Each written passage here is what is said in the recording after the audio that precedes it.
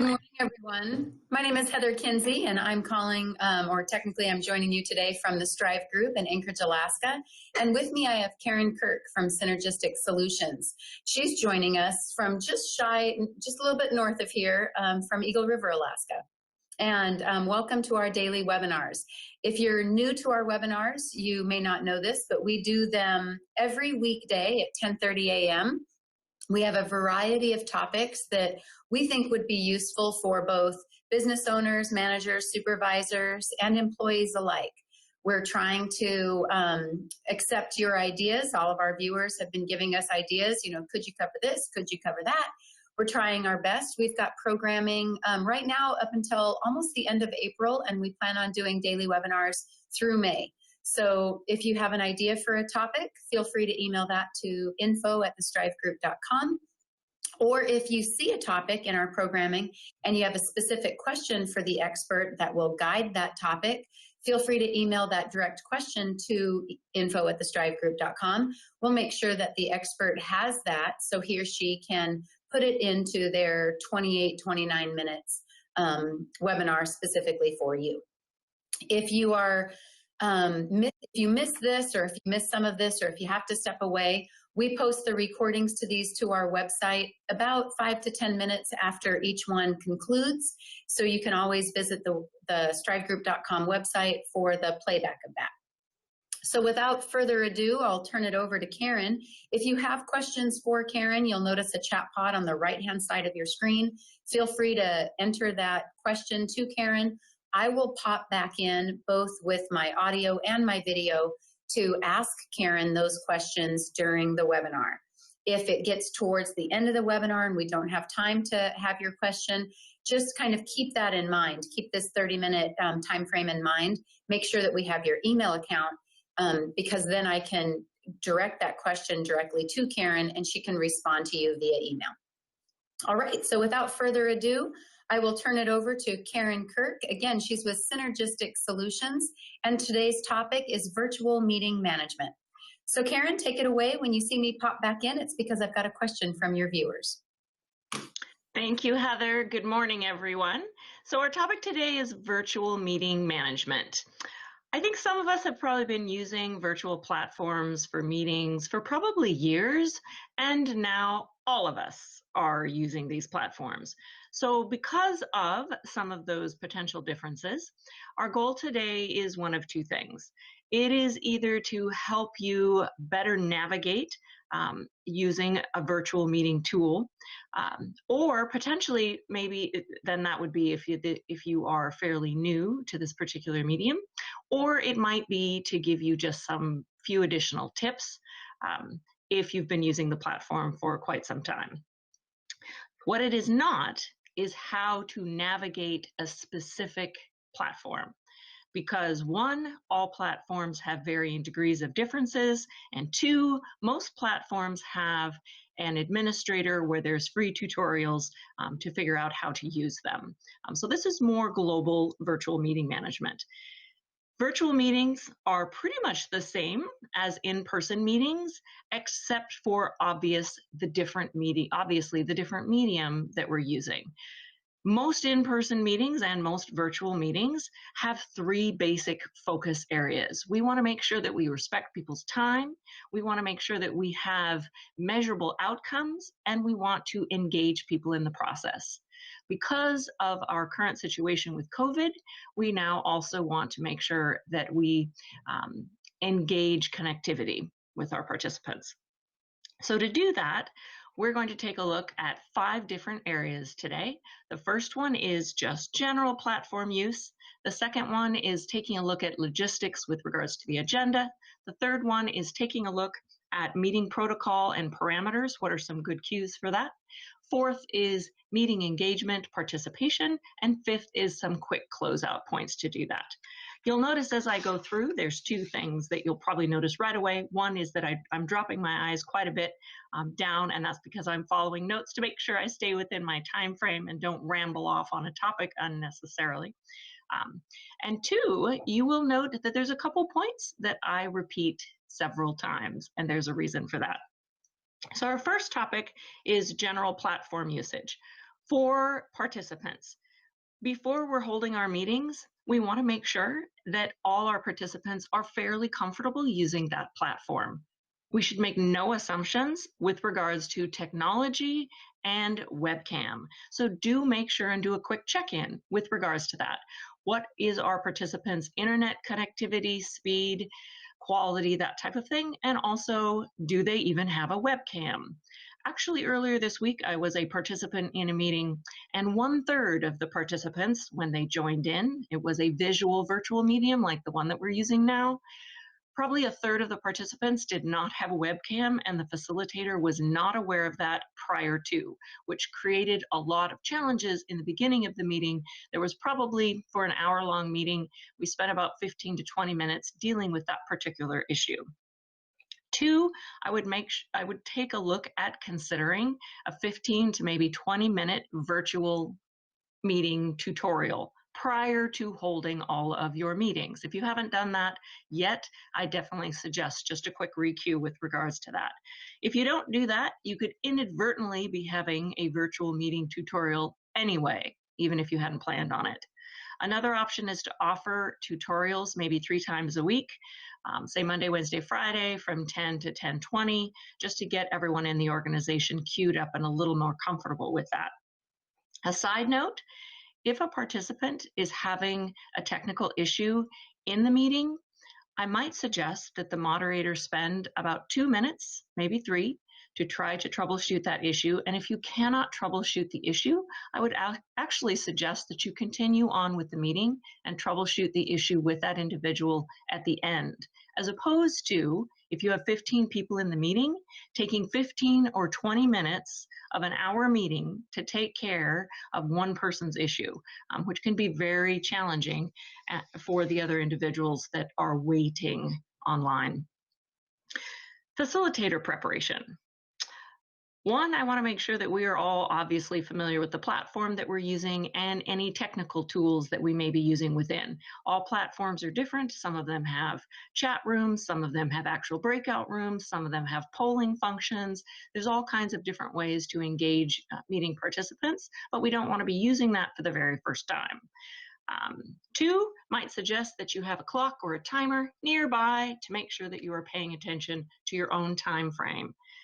Three, consider having a meeting lead, which might be yourself, and also a moderator. You'll notice that Heather does a lovely job with that particular task, but having those 2 individuals with virtual meetings really helps. One of you leads, the other individual moderates. A moderator's role is taking questions in the chat box.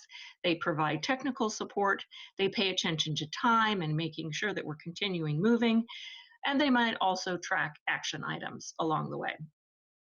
And lastly, I would make sure that you have the moderator of the meeting have all the documents that all the participants are planning on sharing, because that share feature in a lot of applications tends to be the one with the most glitches.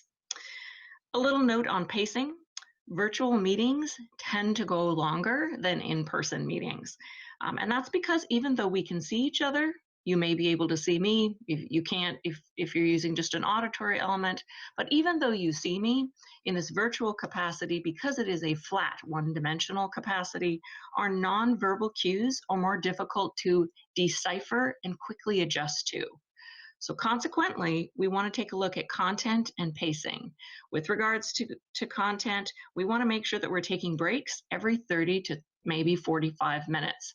And with regards to pacing, if we're making a key point, we might want to pause just for a couple seconds prior after the point, so that if there is a delay in transmission, individuals have an opportunity to hear it. Yes, Heather. I just wanted to make an observation. I think that your idea of cues is really, really significant. Someone like me, or you for that matter, we have a tendency to talk fairly quickly, especially when we're excited or passionate about a topic. And we don't have those natural breaks in our verbal cues to allow someone to easily or seamlessly interrupt us. And once we go virtual, to have some protocols around that, hey, if you need to interrupt, maybe raise your hand, or hey, if you need to interrupt, maybe everybody has like a funny little, thing like raising their coffee cup or something like that to get someone's attention, especially if you don't have a moderator. So I thought it was a really good piece of advice to have a moderator. But that's just about me. The question from the audience is, do you have a favorite platform? I mean, I know that we're all, kind of inundated with GoToMeeting or Zoom or Lifesize or this or that. I mean, I have a favorite, which is Lifesize, which is the one we're using right now. But what is your favorite for the type of work and the type of facilitated meetings that you do? That's a good question. And actually, I like Lifesize. I like Zoom. I think Easy Talk has some good platform tools in it. Zoho, Join Me, GoToMeeting. There's a lot of platforms out there, and actually, there is a great. It's actually a blog, and it's a very quick overview of a number of, there's probably 10, 15 different platforms that are out there, and this individual does a quick pro and con with regards to each one. So what I could certainly do is post that at the end of this session with Heather for those individuals that may be interested in looking at a quick pro and con from an individual that's looked at a lot of different platforms rather than just my opinion. I found that very helpful when I was looking at things some time ago. So I'll be happy to put that up at the end so that we can take a look at that. So moving on, cues for using the platform. So we are actually back a slide. We're still looking at that platform navigation, if you will. So I just have a couple quick thoughts with regards to using the platform. A lot of these I don't do. You're going to notice that. The first one is looking straight across at the camera. So I'm looking and making eye contact with my participants. Now you're going to note that I'm challenged doing this because one, I'm paying attention to notes to keep myself on cue, and two, I fall victim to the thing that a lot of us may do, which we have a tendency to want to look at ourselves. And wherever our visual box is, we might be cutting our eyes left and right to that box or down to that box. And that can be very distracting to participants and also make it feel like you are not talking to them. Heather does actually a beautiful job with literally talking right to you, facing that. What I have done to sort of help myself with that is I've put it, I'm trying to see if you can see this. Look at that, it's a little smiley face. And I put that right above the webcam to help encourage myself to look at everyone. Two, with regards to cueing views, we do want a waist up or a chest up view. That's much easier for individuals to see as opposed to someone who's a microscopic view in the background, or maybe someone who is looking down into the screen. That's very distracting. There's another view that's super fun. I call it the face, or that's all we see is the face. That's awesome. Or my personal favorite, which is the floating head, right? So we want to stay away from those and look at waist up, chest up views, a little easier for individuals. Another thought is background. With regards to our background, we don't want people distracted by saying, what is that back there behind that person? People walking by, pets walking by, that can be distracting. Clothing, and again, just some quick thoughts. Prints and stripes tend not to transmit very well with regards to video. Glasses, here I have a model for you. Make sure you have anti-glare coating. You'll notice I do not. And that's because everything happens at the same time. When all of this occurred, my anti-glare glasses frames broke. So I'm still waiting for the new ones to come in. And this is frustrating, right? Not to be able to see my eyes because of the glare. So I apologize for that. Light sources, a thought with regards to that. If you can face your computer or laptop in front of a natural light source and then drop blinds, that's typically a lot easier on a viewer.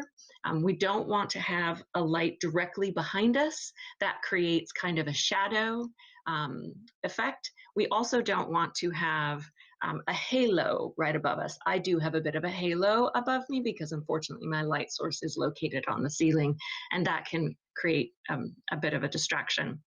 And lastly, of course, we want to refrain from personal grooming on our conferences because it's distracting when people are fixing their hair or checking things in with their teeth, that type of thing. Or maybe you have seasonal allergies and instead of using a tissue, you use your finger, which is terribly distracting to individuals. So that's just quick thoughts with regards to platform use. And now we're going to move on to taking a look at agenda and logistics for setting up our meetings. Why should we have an agenda? Doesn't everybody know why we're meeting? Maybe, maybe not. Logistics with regards to agenda setup. Agendas help keep us on target, which is never more important than in a virtual meeting. Identifying the objective or the purpose of the meeting in one sentence. Why are we meeting? What are we trying to accomplish? There's usually 3 reasons that we meet. We meet to plan things, we meet to problem solve, or we meet to provide information about something. And usually there's 2 objectives, right? We have the overarching objective, which is the main reasons that we have meetings. We have team meetings because we want to make sure that we have continuity and we're all on the same page. And that overarching objective actually now, thanks to COVID, is probably connectivity. And then we have the individual meeting focus, and that might be for that particular meeting, maybe we're reviewing the status of X, or we are discussing how to resolve Y, whatever that might be. I would suggest putting that meeting objective at the top of every slide that you're using, because that keeps us on target. People pay attention to what's in front of them.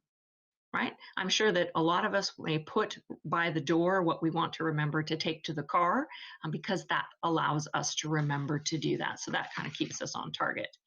Second, with regards to meeting agendas, is taking a look at topics and time frame. It's really helpful to list the topics that we'll be discussing and noting the time frame for each, lest we end up having 5 topics and only get to the first 2 because we didn't denote time for each one. Meeting length.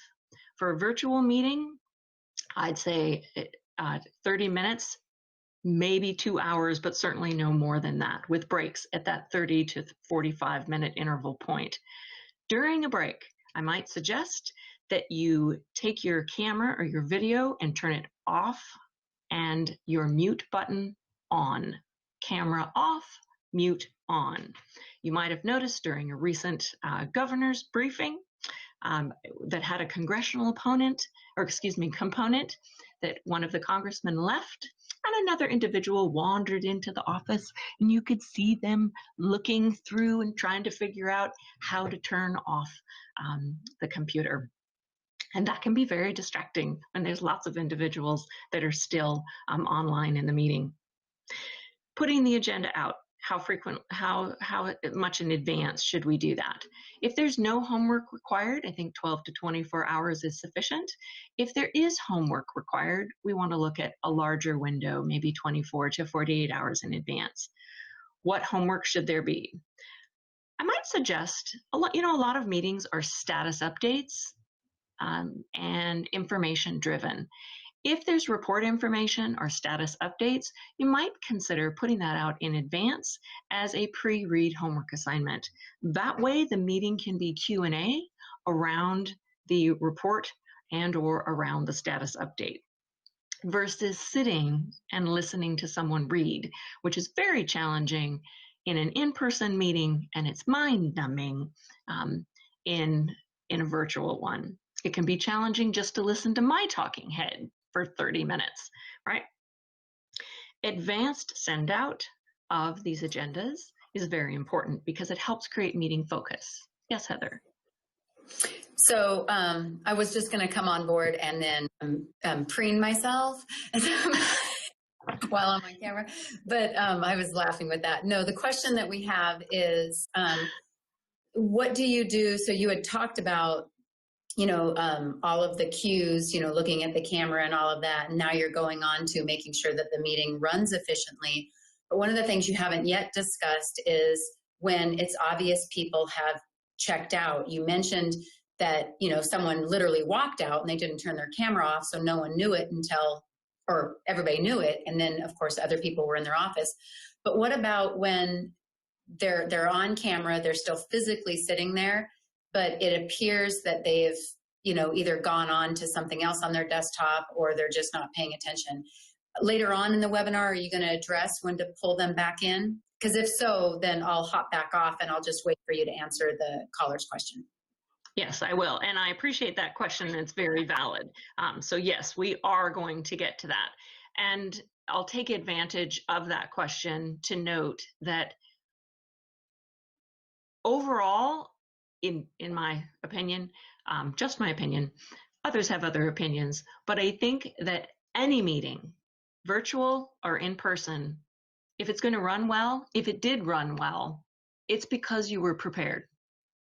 So whatever you do up front in the beginning is going to make a huge difference in the meeting. You'll notice that even with this presentation, there's probably 80% that I'm talking about that you're going to do before the meeting even gets started and off the ground, right? So keeping that in mind. That's why putting together a strong agenda is really important, because it increases that meeting focus. It allows participants to be able to pre-prepare with regards to questions, concerns, suggestions they may have. It lets them know that. Now, as a sidebar, I fully recognize that there are a lot of individuals that when you send out pre-homework, a good percentage doesn't do it, right?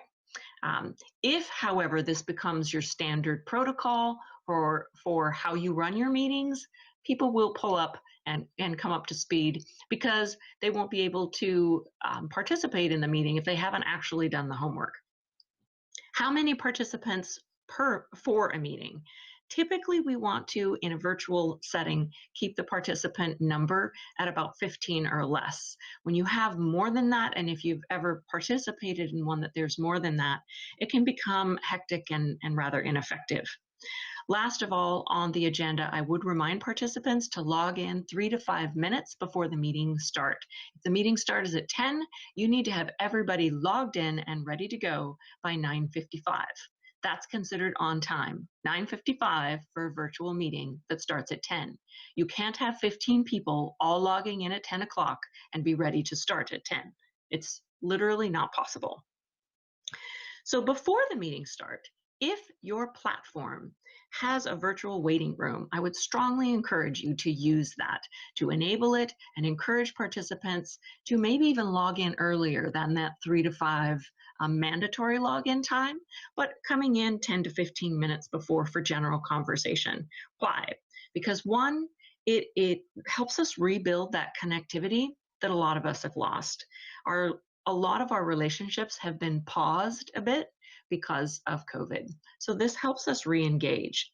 If you have a screen that you can post things on in the waiting room, that's a great opportunity to post the meeting objective, to give a reminder about mute unless you're speaking, to give a reminder about checking the background, and also a reminder about respectful participation, sort of the beginning of your meeting protocol and parameters, which is what we're moving into now.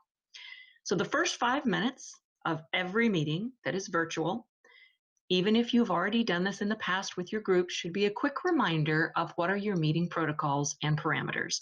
This will help you immensely as you progress through the meeting, because it ensures that we're all following the same protocol, the same rules of engagement. And within this list is an answer to the question that Heather just put out a few moments ago. I have 5 points. I'm sure that you could amend those and edit those for what works best for your group. Suggestion number 1 is mute until you speak and mute after you speak. Sometimes people forget to do the second part, right? Mute until you speak to mute after you have spoken. Second point, background noise check. If you have 2-legged individuals around you, if you have 4-legged individuals around you, or other types of background noise, you might want to check with them prior to going into the meeting that you will be in an online meeting. Have I mentioned background noise before? Probably. 3, super important, how to participate. There's 3 ways that we should participate in a virtual meeting. First way, when we are called on. Second way, putting a note in the chat function, just like you were doing with Heather. 3, putting a virtual hand up. A lot of meeting tools have the ability to put a virtual icon up for a hand up. Those 3 ways, not just interjecting in the midst of 15 other individuals, right? But when called on, a note in the chat room, and that virtual hand up. Now, let's say that you have someone who is calling in on a phone.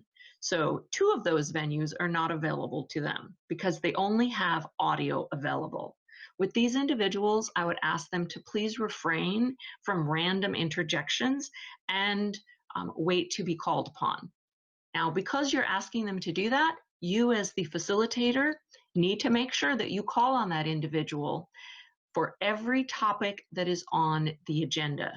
Make sure that you do that, and we don't leave them hanging out there. You don't want to just check in at the beginning, in the middle, and the end of the meeting. Call on them with regards to every topic. Side note for our facilitators, we do want to try to stay away from those open-ended questions that we just drop out to the entire group. So what does everyone think about X? Without calling on individuals, people tend to either not answer at all, or a lot of people answer on top of each other. So that makes it very challenging. 4th point is, which answers Heather's question. No multitasking. No answering email. Don't eat. If you've witnessed that, that's very challenging, right? We end up seeing the food going around, we don't want to watch that. Please don't surf the web while we're in a meeting. Please don't leave the room while you're in a meeting. Please don't work on other tasks. It's disrespectful in person. It's disrespectful in the virtual environment as well. And it has a tendency to do 2 things. It'll cause the participant to miss information and possibly even ask questions that have already been answered prior to, which puts everyone else in a bit of a holding pattern. The last point, the 5th point, is respectful communication. Virtual communication actually is very similar to electronic communication in that people tend to lower their inhibitions and their filters. So we want to take a look at that, those 5 points. As I'm noting that my time is rapidly coming to a close, I'm just going to breeze through the last couple points. I would suggest for meeting engagement, we're going to move on to that slide, that we consider a brief warm-up, a brief check-in with individuals. What was a fun thing in 10 seconds or less that you did this last weekend?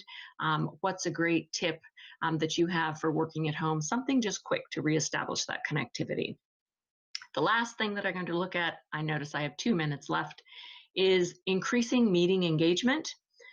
5 quick ways. I'll give you very quickly. 1, take breaks. I know I've mentioned that several times before. 2, tell stories. Our brains are hardwired for stories after thousands of years of oral tradition. 3, use visuals at any place and time. 4, don't allow drones. And 5, use parking lots. And I'm sure that you've used that before for topics that can be addressed later. The meeting closeout, make sure that you do identify action items, who's going to do what by when. Make sure that you allow some time for final comments. Do send out an email with the action item list on it for future reference. And if you have the ability to record the session, please do that. I know I have a minute left. I know Heather has been using virtual platforms for quite some time. So rather than do my close, I'm just going to ask Heather, what are your suggestions for virtual meeting platforms? Well, thanks for giving me some time. And I think that you've actually covered most anything that I would add to it. I think that the biggest points or my biggest takeaways from you today, Karen, are ones that I have been trying to implore upon our clients and the people that I meet virtually. And that is, you've got to be present, right? You can't just turn it on and then maybe turn off your camera and have that safe space and, do work while it's happening in the background. I think that's probably the biggest frustration of anybody who's trying to either run a virtual meeting or present during a virtual meeting. I think it is disrespectful, and I commend you for saying it's rude in person, and it's certainly still rude, in a virtual space. So I wholeheartedly agree.